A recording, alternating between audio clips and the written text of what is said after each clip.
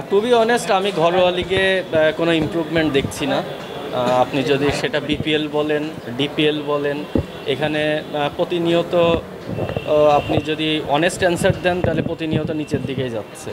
এটা আমি ব্যক্তিগত কথা না বলি, বাট আপনি ওভারঅল যদি চিন্তা করেন, যদি আপনি অ্যাভারেজ চিন্তা করেন, লাস্ট বছরে যারা যেই পেমেন্ট নিয়ে খেলেছে তার 30% পাচ্ছে কিনা আমার সন্দেহ আছে। এই পরিবর্তিত পরিস্থিতিতে আবাহনীকে নিয়ে কতটুকু প্রত্যাশা করছেন? আসলে যখন যেই টিমের হয়ে খেলবো, অ্যাজ এ প্রফেশনাল প্লেয়ার হিসেবে আমাদের সবারই প্রত্যাশা থাকে বেস্টটা দেওয়ার। তো যেটা বললেন আগে এক সময়, গত বছরও টিম অন্যরকম ছিল, এই বছর টিম বিপদে পড়ে গেছে, সেই জন্যে আমরা এখানে তো যাই হোক, তারপরেও আমাদের যেই টিম আছে সেই টিম নিয়েই আমরা আমাদের সেরাটা দেওয়ার চেষ্টা আপনি উদ্ধারকারী জাহাজ হিসেবে আসছেন? উদ্ধারকারী জাহাজ হিসেবে ঠিক না, বাট যাই হোক, যেটাই হোক, এখন আমি মনে করি যে যতটুকু সম্ভব হয়েছে টিমটা ব্যালেন্স করার চেষ্টা করেছে।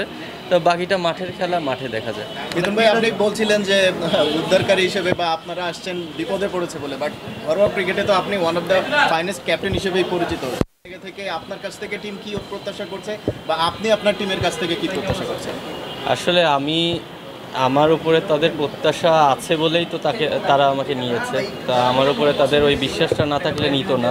হয়তো বা এর আগে তাদের হাতে অপশন আরও ভালো ছিল, আরও বেটার অপশন ছিল।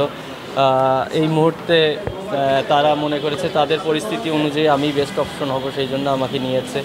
আর টিমের প্রতি প্রত্যাশা বলতে, আসলে টিমের প্রতি প্লেয়ারদের খুব বেশি প্রত্যাশা থাকে না। তারা টাইম মতন আমাদের পেমেন্টটা দিয়ে দেওয়া এবং খেলা চলাকালীন সময় যেই ফ্যাসিলিটিসগুলো, প্লেয়ারদের বেসিক নিডস যেইগুলো, সেই নিডসগুলো পূরণ করলে আমরা খুশি। এখন যে কোনো ব্র্যান্ডের পুরাতন এসি বদলে নতুন ওয়ালটন এসিতে উপভোগ করুন 25% ছাড়। বিপিএল তো আমরা সবচাইতে গ্ল্যামারাস টুর্নামেন্ট বলি বাংলাদেশে, সেক্ষেত্রে সেই বিপিএলও সেই জায়গা থেকে, ওই পয়েন্ট অফ ভিউ থেকে একেবারে গ্ল্যামারলেস হয়ে পড়েছিল শেষের দিকে গিয়ে। বিশেষ করে ঘরোয়া ক্রিকেটে আসলে সেই জায়গাটা স্ট্রং করা হচ্ছে কিনা, বা আপনারা সেই বিষয়টা কিভাবে দেখছেন? টু বি অনেস্ট আমি ঘরোয়া লিগে কোনো ইমপ্রুভমেন্ট দেখছি না। আপনি যদি সেটা বিপিএল বলেন, ডিপিএল বলেন, এখানে প্রতিনিয়ত আপনি যদি অনেস্ট অ্যান্সার দেন তাহলে প্রতিনিয়ত নিচের দিকেই যাচ্ছে। কারণ প্রত্যেকটা জায়গায় ইমপ্রুভ হয়, আমাদের এখানে ডিমোশন হচ্ছে। আপনি যতই দেশের প্রেক্ষাপট বলেন, যতই এক্সকিউজ দেওয়ার চেষ্টা করেন, বাট দিন শেষে আপনার অফিসে যখন আপনি জব করবেন, আপনি কিন্তু আপনার প্রপার স্যালারিটা অবশ্যই আশা করবেন। তো আমাদেরও কিন্তু প্রফেশন ক্রিকেট, তো আমরাও আশা করি যে আমরা যেই জায়গার থেকে লাস্ট বছর শেষ করেছি তার থেকে ইমপ্রুভ হওয়ার।